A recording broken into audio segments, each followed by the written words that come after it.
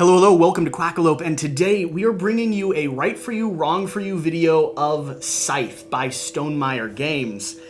This is one that we both own the majority of everything, if not literally everything. Just about. Just about. So we're clearly biased right from the start. We normally are in these right for you, wrong for you videos, but that's not really the point of them. The point of these videos is to break down these games that we like in seven factors, seven areas that we consider when deciding to add a game to our gaming library, so that by the end of the video, you can decide if this game is right for you or wrong for you.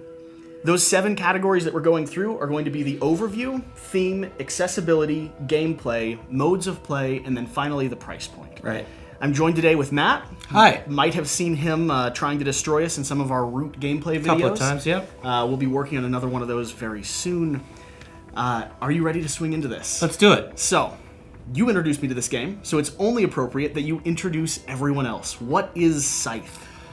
Wow, that is not an easy question to answer. Scythe is a little bit of everything. You've got dudes on a map. Sure. You're walking around. You got workers. They're producing materials. You've got combat. You're trying to get popular. You're also trying to get powerful. It's got it all. I love this game. You do love this game. I mean, it has a ton of factors that you've tried to touch on, but you have your own little player board here, which is a puzzle that you're figuring out. It's also got its own constraints. So everyone's going to have their own faction, and each faction has got their own asymmetric power faction ability. And then you're also going to be dealt these player boards, these industry boards, I think. Yeah. Economy boards, excuse me. And these define how you're going to play. So given your starting position and your economy board, this is going to decide how you're going to conduct your entire game. And you're making a few decisions throughout the course of a gameplay. You're deciding to either bolster, produce, move / gain, or trade. Right. So the way the board works is you've got a top row and a bottom row. And then it's also separated into these four sections. You're going to have a pawn, which you move around between these boards, and you can't leave it on the same section twice in a row. That's your action selection sort of stage of this game, and those will dictate you doing a few different things. It's either moving around the board, collecting resources, getting money, building mechs, unlocking new abilities. Those are different that's one stage of this game. And then we have this game map that's hidden underneath the chaos here that would normally be exposed during real gameplay. What's happening on this board? Well, the board, it defines all the different things you can do. So, for example, this is a tundra section. So if you have workers there, you could produce oil. This is a village. If you got a worker there, you can produce another villager. Along with that, you have kind of your popularity meter over here, which is going to control victory points at the end. You have different objectives that you're trying to score throughout the course of the game. Not quite narrative driven, but a little bit to some degree. You have a war track down here, or sort of a bolster meter. That's how much power you have. And then along with that, you have tunnels, which can connect. You can build tunnels yourself, which can connect to these tunnels that are already on the board. You have the factory here in the center, which unlocks new special abilities throughout the course of the game. There's a lot. There's a lot going on. And you know, it is very asymmetric. Even these boards themselves, they're all different. So the positioning of these things are all different. The costs for various things are different. The abilities you get when you unlock your mechs and remove them from your board. All of these things can change based off what faction and what economy board or player board that you're currently using. So let's sum it up as cleanly as we can. Scythe is an asymmetric economic combat light game, Cold War game, with worker placement and kind of action selection and resource management, and all those things. Victory point scoring and strategy and planning. Okay, so if we haven't scared you away yet, if all of those little keywords and terms have piqued your interest, Scythe might be right for them. Might be. It might be. Let's start diving into this a little bit deeper. And one thing we want to acknowledge before we get too far into this video, if you're sticking with us at this point, we have nearly everything here. So we have the upgraded resources, we have the broken token insert, we have the airships. All of this does not, in fact, come in the core game itself. We will be touching on all of the expansion and all of the additional content throughout the course of this video, talking about how they change up the gameplay, how they interact with the game state as a whole. but then also touching on the price point and what we think they're worth at the very end of this video, the last point. So, if you're interested in some of those things specifically, and you already are in love with Scythe, it might be worth it to skip to that section of the video. If you're here for Scythe overall, we are mainly talking about Scythe, the game. These expansions and extra items, if Scythe is right for you, you're going to end up picking them up. Yeah. At least most of them. So, stay tuned. Let's swing into the next section that we have to look at. That section is theme. What is the theme of this game? Well, it's a little bit steampunk. It's an alternate history set in, I want to say, the 1920s to 1940s, kind of a post-World War I scenario, but with mechs. Yeah, it's a game that it really has this Cold War sort of presence happening at it. You don't always enter combat. Oftentimes, you don't enter combat. Right. And so there's this feeling of tension and build and kind of economic growth throughout the course of the game, the lore or the narrative of the game, that can sometimes erupt in battle and a big showdown, but oftentimes not always. The other thing that I want to touch on when it comes to lore and theme, because as people have watched this channel know, it's sort of my favorite element. I like it quite a bit. This game has just amazing visceral flavor text and artwork across every single item and component. It's beautiful. It's beautiful. Your kind of event cards that you pull, even the flavor text and the story that you're playing through with like the Rise of Fenris and the campaign you're going through there, it all really just screams and reinforces this world. Right. You're playing in something that feels rich and built out, as if Jamie and the other designers and creators have a real sense of what this is. I will say that I've played this game a lot, and I don't really feel the theme as much. You know, I don't feel like I'm in 1920s Eastern Europe with mechs and everything. I just really enjoy all the strategy that's going along. But we're playing the Rise of Fenris campaign now, and that really brings me into the theme a little bit more. I think you're right. Core game-wise, artwork and flavor text is amazing and visceral. It's enough for me to get into the theme, and I'm someone that needs that to play. I'm not someone who needs a lot of theme. And for you, mechanically, it's sound enough that the theme doesn't get in your way, and it's just kind of there. And then you get to a campaign, or you get to a story, or something that's supposed to be even more theme-driven, and it really enhances. Like, I've loved The Rise of Fenris. It's a lot of fun. And if it sucked you into the campaign or the narrative a little bit more than you normally would be. Yeah, no, I'm following along. I'm excited. I'm reading all of the entry text before we go. It's a lot of fun. Yeah. So, if this theme, a turn-of-a-century kind of post-war steampunk-style game, is right up your alley, like it clearly is ours, this game still might be right for you. Let's swing on to our next point. That's going to be the accessibility of this game. So, what do we need to play? How hard is it to get to the table? You know, how out of the way have we gone to get Fenris to the table over the last 5 months? Yeah, so this is classified as a medium weight game, I think. It does have a decent instruction booklet, but I think the instructions are very well laid out. I think it's way scarier to look at than it is to take. Yeah. It's teaching it can be kind of a chore, and I've tried a number of different ways. Okay. But I have not experienced a lot of challenge getting it to the table. Okay. If I suggest it, I'm usually able to get it played. I've now taught most of the people I know who enjoy gaming how to play it, so it's not a problem anymore. It just gets straight out, and we set it up and get right to it. And I'll tell you, one of the things that's helped a lot with the setup is the broken token organizer box. Sure, that increases accessibility significantly. Yeah. You're able to get everything out. Everyone's components are all like in their own little self-contained unit. So this is a part where we're talking about a extra feature. Yeah, like a side feature. If you're having trouble or you want to get this to the table as quickly and efficiently as you can, an organizer speeds it up. Doesn't necessarily have to be with the broken token. I love it. Yeah. I'm really a big fan of it. But yeah, getting an organizer and having everything put away and not dealing with all kinds of baggies and loose pieces helps immensely. It cut down the setup and takedown time. At least, I think, like 60 to 75% for me. Yeah, I agree with you. I don't think this one's a very hard teach, even though it looks scary. Right. I think getting people beyond that intimidation factor is probably the hardest part of Scythe, as long as you are familiar and know the rules yourself. And there's actually a really good, the way you started learning the rules, there's an excellent solo mechanic of this game. So I sat down with the automa the first couple of times to play it after reading all the rules, and then I used the automa just to play it solo. And I think that I ironed out a lot of the things while I was playing it. Now, there's different rule set for the automa than there is for just a regular player. But you learned how the game functioned. Yeah. You learned like what these boards do. I think that's important to point out as well. The rulebook is clean and concise. If you want to table it before your friends are over to iron out some details, you can. And just convincing people to sit down and play it with you, it'll probably be your biggest obstacle. But once they do, it's great. Yeah. Do we touch on playtime in this? We can. Part? Okay. We can. So I think I've heard that it takes about 45 minutes per player when you're playing it, and that can be a little bit daunting.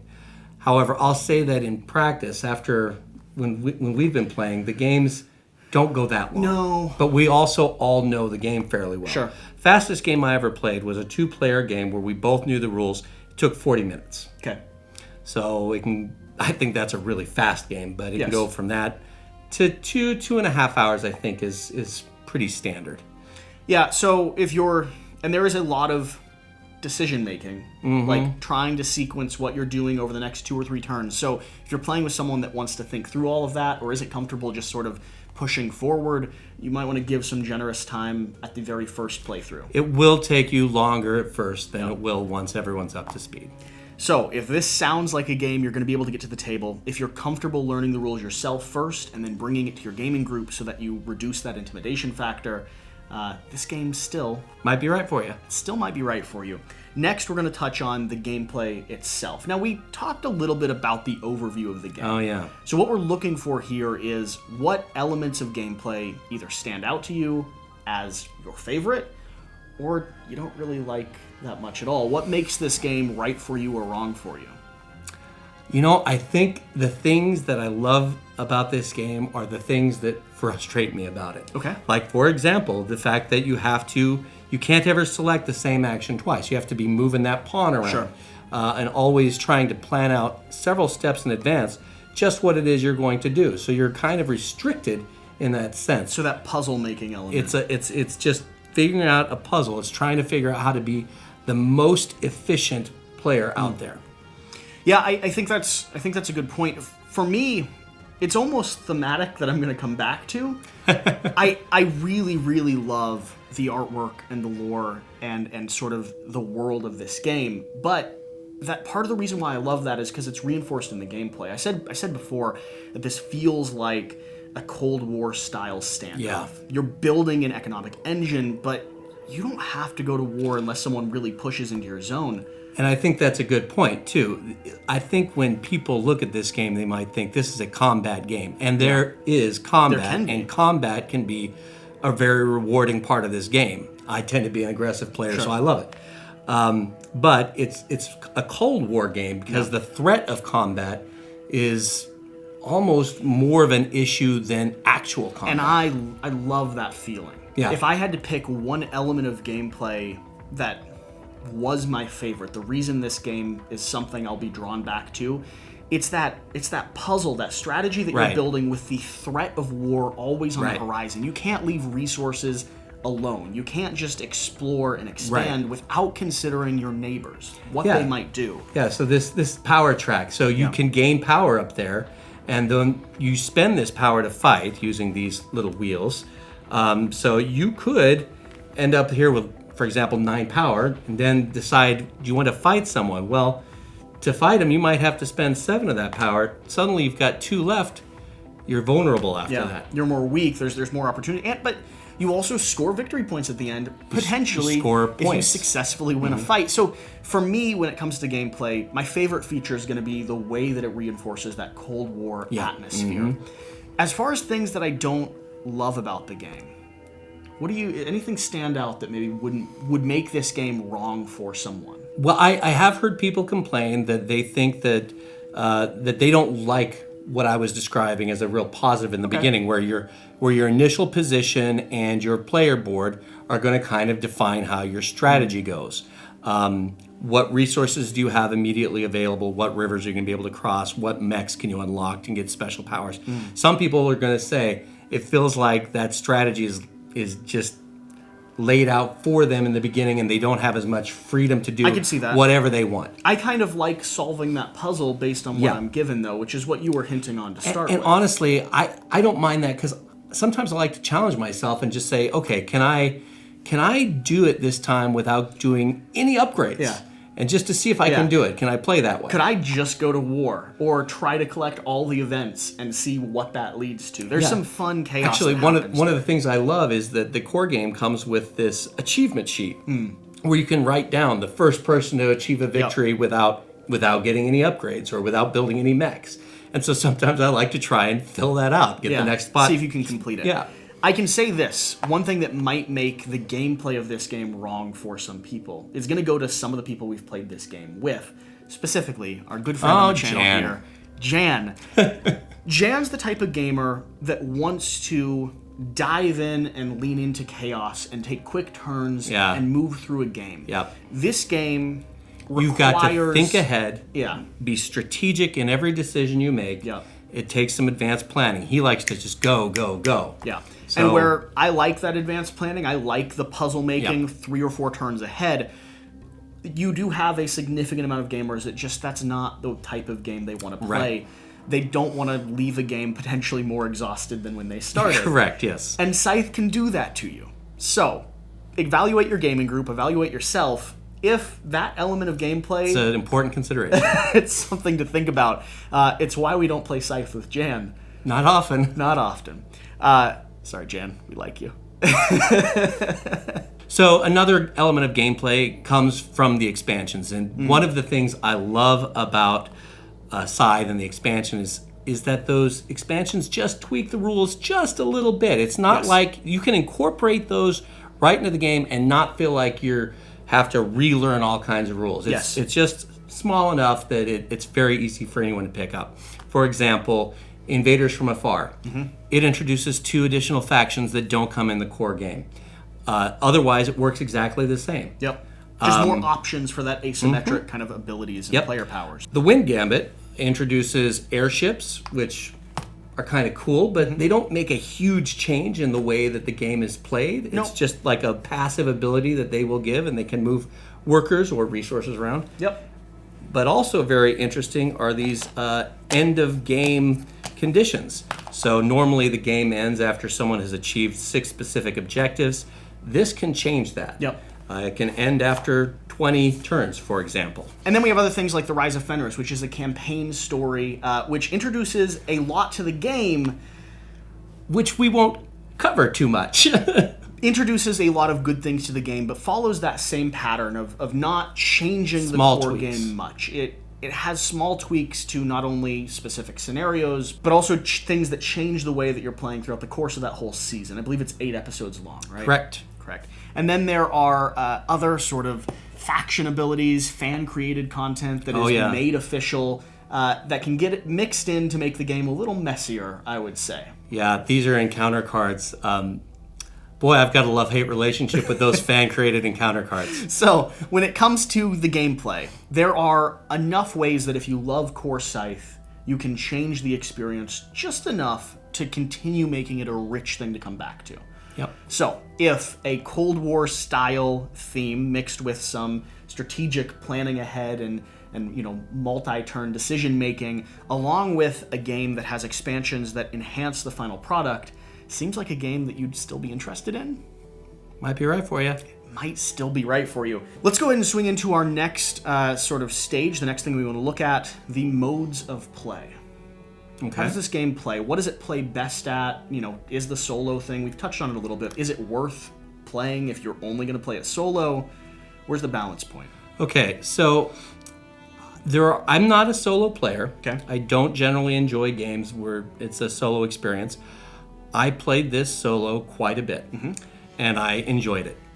But you are just playing a deck of cards, and it's much more interesting to play a real thinking person. So, And I know the community as a whole, yeah.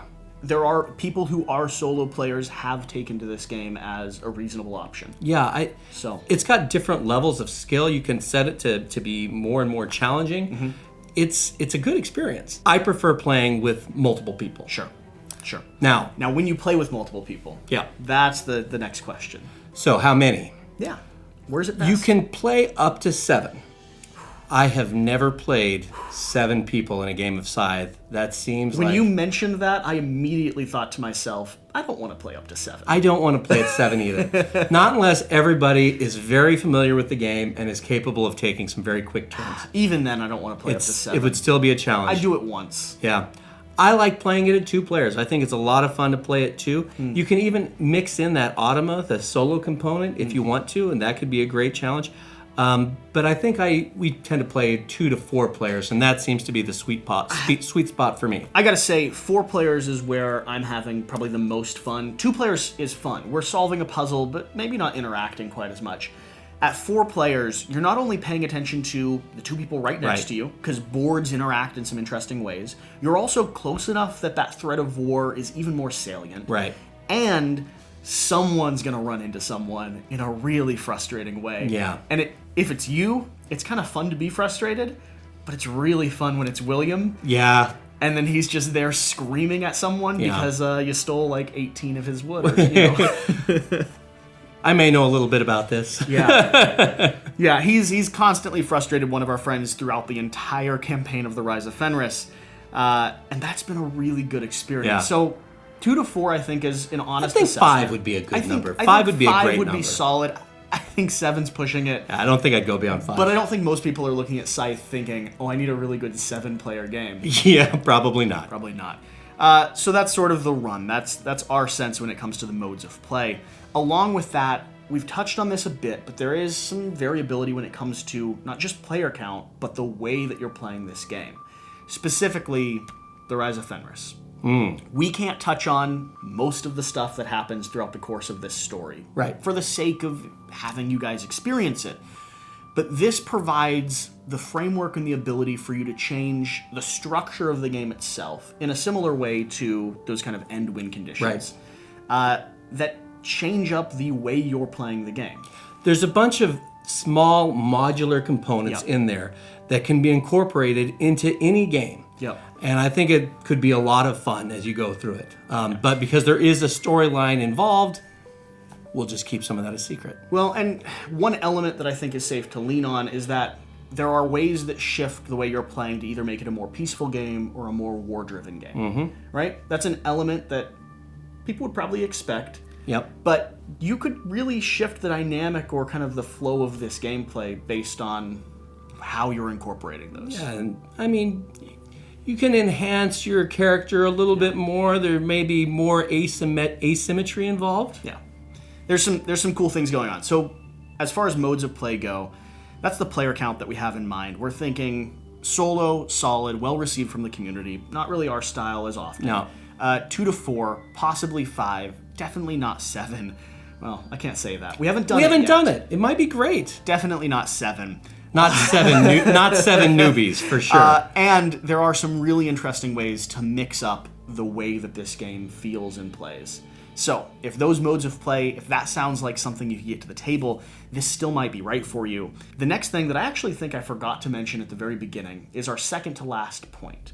And that's going to be innovation. Is this game innovative? If it is, why? And if it's not, does it matter? Wow, innovation. That's a tricky... it's a hard what thing. makes a game innovative? It's a hard thing to judge, right? You know, I feel like there's nothing in this game I haven't seen in some form or another before. It just integrates everything so well and makes it seamless, and it's got beautiful artwork that... I think it's innovative in that it's a very beautiful game, it's a very original game, but in terms of introducing new mechanics or something you haven't seen before, no. Sure. So you'd say that it's not innovative. Oh, I don't like saying that I don't say it is. It's a great game. And so you're like in this weird gray. It's rated right? so well for a reason. It's taken all of these elements that you've seen work well in other games and combined them in a seamless way, and maybe getting all of those different pieces to work together. That in itself is innovative. Well, and that's one of the reasons why we pose the question, does it matter? Because there's some games that aren't innovative, but still do everything so much better than we've ever seen before, that it doesn't matter if they are or aren't. It maybe doesn't give us a new experience when it comes to worker placement, but it gives us the best experience we've ever had. I still think there might be an element of this that to me seems to some degree innovative, and that is the way that it mixes the asymmetric nature of the game, especially once you start incorporating all of the different expansions. I don't know of another game that quite mixes, like that quite has the asymmetric powers in a game like this, in a game that is worker placement, resource management, war-based, like all the little elements. Can you think of something that does? Like all of the different elements? No, I can't think of a single game that's like that. However, I can think of several games that have bits and pieces similar, like Lords of Hellas.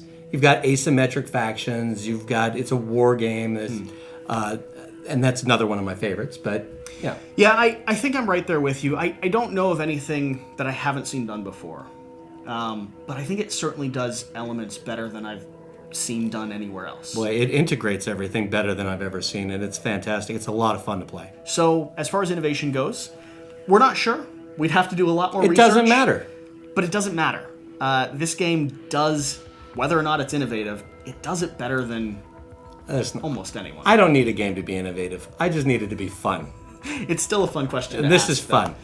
So if you're looking for a game that merges some classic or kind of familiar elements into a mixture that is unfamiliar and better or more refined than we've seen almost any other game do, this one might make it to the shelf. The final thing we need to talk about, if you're still watching to this point, is what are you going to buy? Yeah. The price point. Right. So let's, I do have a little note card because there are piles and piles of things in front of us, and we wanted to make sure we got the majority of the numbers right. Right. Let's start with the core game. The core game is MSRP at $90. You can find it $65 to $70. Online. So core game, worth it? What's our thought there? Well, I love the game. So I would have no problem paying $90 for it. You get a lot of material in just the core game alone. 5 factions. And you get the whole experience you're going to need. Yeah, I think that's important to point out because we're about to go through a list of expansions and extra components and extra items that bring the total price of this up to the $400 mark. I've gone beyond that. He's gone beyond that. So when it comes to the core game, if you've got to this point and you're just trying to figure out if this is one you want to bring home, I'd probably say you're safe just starting there. You don't feel like you have to go beyond the core game to enjoy this experience. The core game is a self-contained, it's all built around finished product. Everything that adds to it either helps us get it to the table quicker, lets us change the game that we already enjoy. None of it fixes something that's broken with the core game. And it's important to point out because there are some expansions in other titles that, the game's okay, the expansion makes it great. That isn't the case with Scythe. Right. But with that being said, let's start swinging through the rest of these numbers. Okay. We have Invaders from Afar, one of the first expansions. That is retailed at $30. $30. And you would need that expansion if you wanted to get to the 7-player count. Because the base game comes with 5 factions. Invaders from Afar introduces 2 new factions.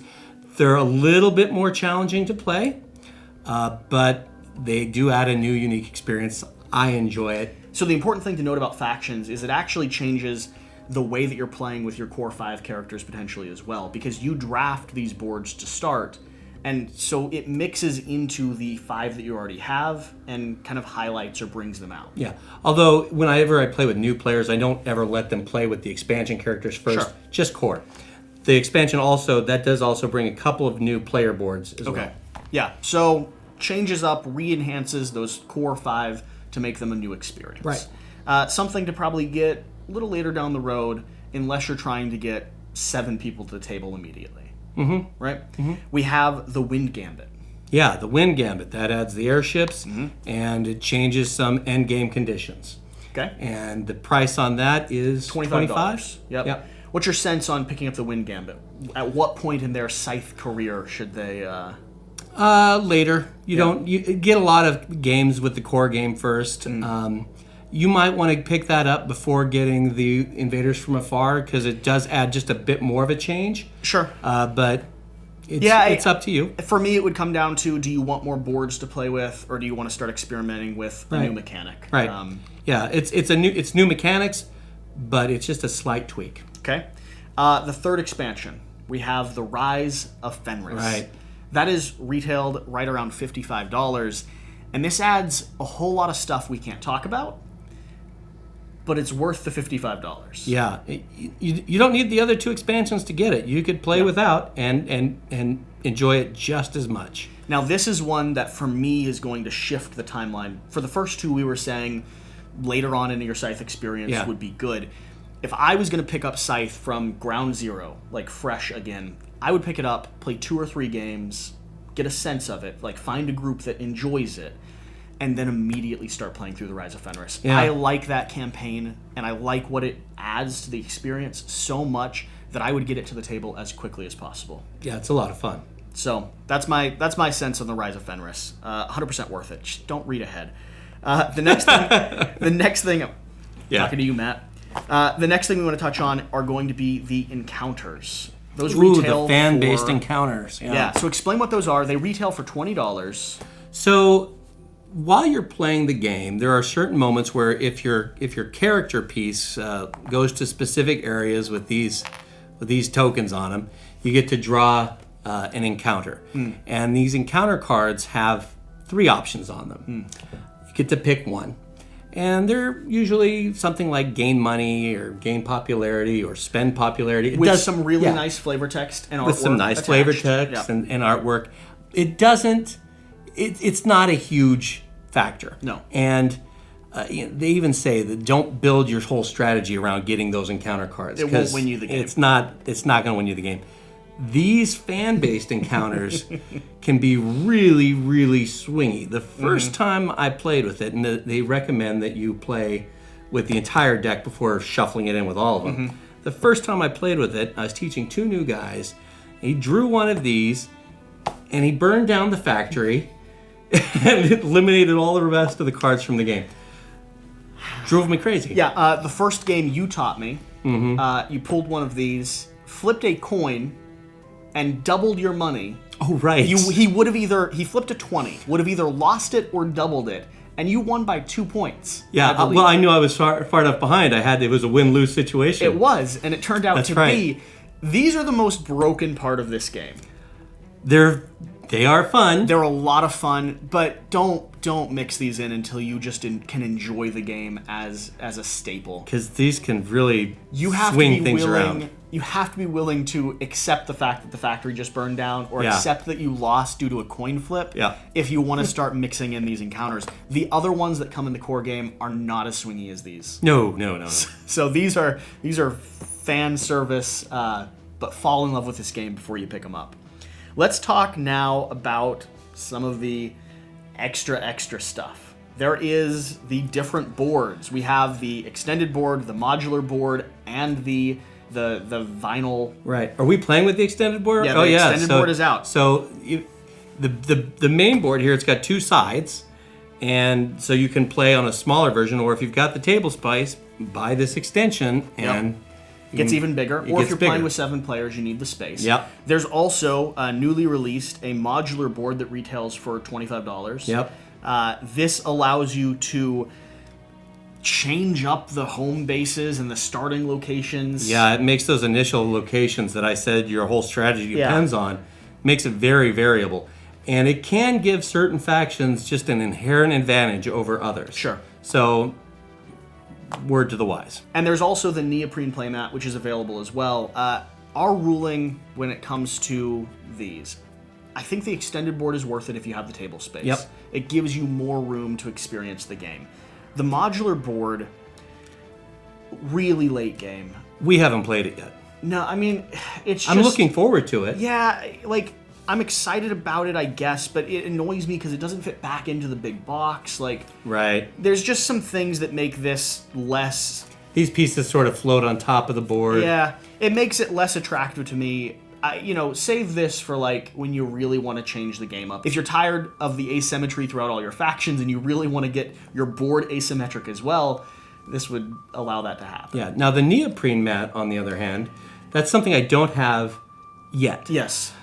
It's the size of it basically puts it in between the size of the baseboard Yep. and the board with the extension. Yep. And my gaming tables that I've got home, it's about the perfect size for that. It So I'm fits a going to be card getting table a lot better. Yeah, I'm going to be getting the neoprene mat at some point. I'd like something in between. It gives you something to like not slip and slide around on. Everyone that has neoprene mats knows that cardboard versus neoprene, usually neoprene is going to win that competition out. So that's available as well. But that also won't fit back into the box, makes storage a little bit more cumbersome. The next thing we want to touch Legendary on. box. Yes, Yeah. that's what I was just talking about. There is a thing called the Scythe. The whole thing. Yeah, pick it up. There is a thing called the Scythe Legendary Box. This is not the core box of the game. This is what is designed to fit all of the expansions we're talking about. It retails for $30 additional.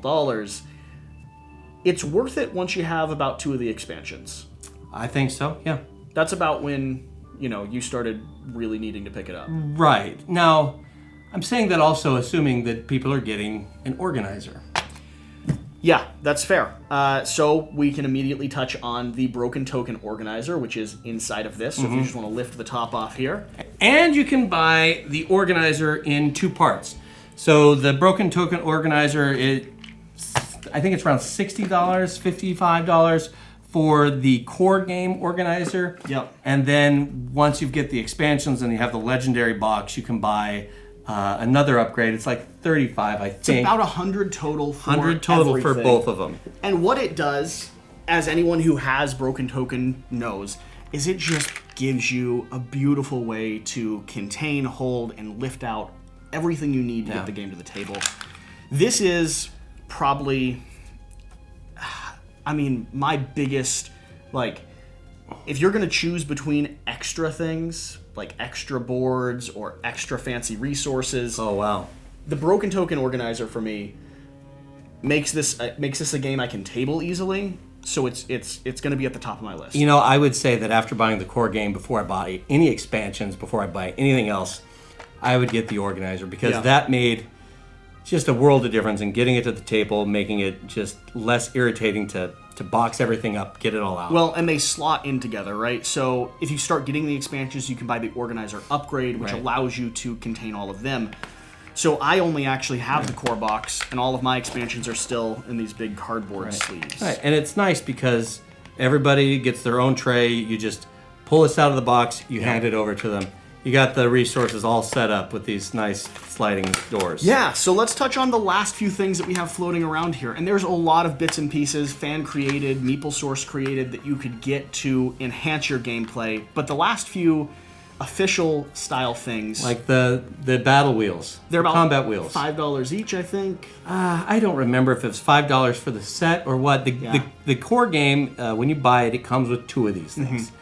And you really only need 2, because you're only need only 2. ever battling against one other person. Yeah. However, if you're want a completionist, if you want one that matches your faction, you might want to pick up them. Yep. We also have the realistic resources. So the base game comes with just wooden meeples that represent wood and metal and oil.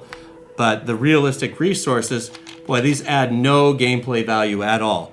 But they are visually stunning. Oh, but the metal ones they feel like little hunks of iron. Yeah. And the food, they just look like something you want to eat. But honestly, I can't quite describe it, but I can drop one just to, I'm worried about denting my, these are little bits of metal. They're hunks, yeah. That's heavy. It's a chunk. They're really nice. So if you want to enhance the game in a way that is entirely superficial, but still really, really nice to play with. I enjoy it. Yeah, those realistic resources retail $30, right? 25 to 30. Yeah. And then we also have upgraded beautiful metal coins. Scythe has some of probably my favorite metal coins that I have in board games. I really like the style. I like how vibrant they are. Those are upgrades that you could get as well. Yep, and then if you're really crazy, you might notice that the 5 and the 10s, they look a little similar, so you could spend $7 more to get red $5 coins, or another $7 to get blue $10 coins. I've done that. Which I'm going to have to do at some point. Yep. So I think that covers basically everything. And let me try to rephrase what we've said. The core game is worth it without any of the expansions if you're just interested in the game. It's a self-contained experience that doesn't need any of this extra stuff. Nope. But if you're buying the core game, you might as well spend another $60 to get the Broken Token expansion to help get it to the table as quickly as possible.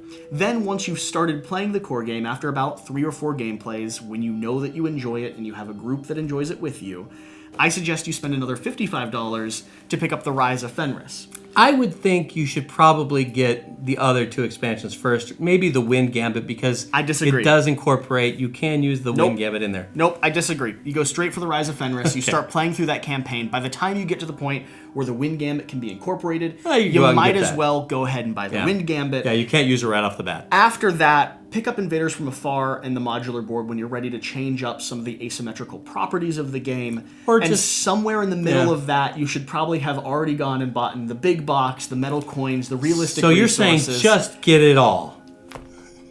Over the course of a year, absolutely. Yeah. But realistically, to start, if this seems like the game for you, the core game and the insert, or a insert, it doesn't have to be Broken Token. We were not paid by Broken Token, by the way. I mean, I would like to be, but or just give us stuff. Or by Stonemaire. I'm not paid by them either. No one. I'd also like to be. But needless to say, again, from the top, just to let it be clear, the core game is a self-contained experience, well worth getting on its own. Absolutely. So, that's been our coverage of Scythe, a game that we both know a little bit too much about, so it's very hard to talk about. Yeah. Yeah. My favorite. Thank you for staying tuned. If you've made it to this point in the video, thank you for watching. Hopefully you've enjoyed this format. We try to release Right For You, Wrong For You videos every Tuesday, so make sure you like, comment, and subscribe. For the question, I want to know if there's elements of innovation that we're looking over. You know, is this game innovative in a way that maybe we aren't familiar with when it comes to like the time that it was released? Does it do something entirely new, or are we right on the money? It's not necessarily innovative, but it merges things in a way that no one else quite does. Yeah, I bet Jamie leaves a 2-page comment on that. That's one reason I'm posing.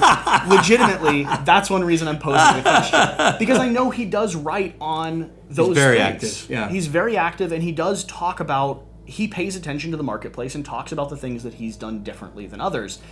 And I just don't know enough to know. And so we're going off gut feeling to some degree. So if he does leave a 2-page comment, I will read it and listen to it. Yeah. I read all this stuff. I like it. Yeah, that's fair.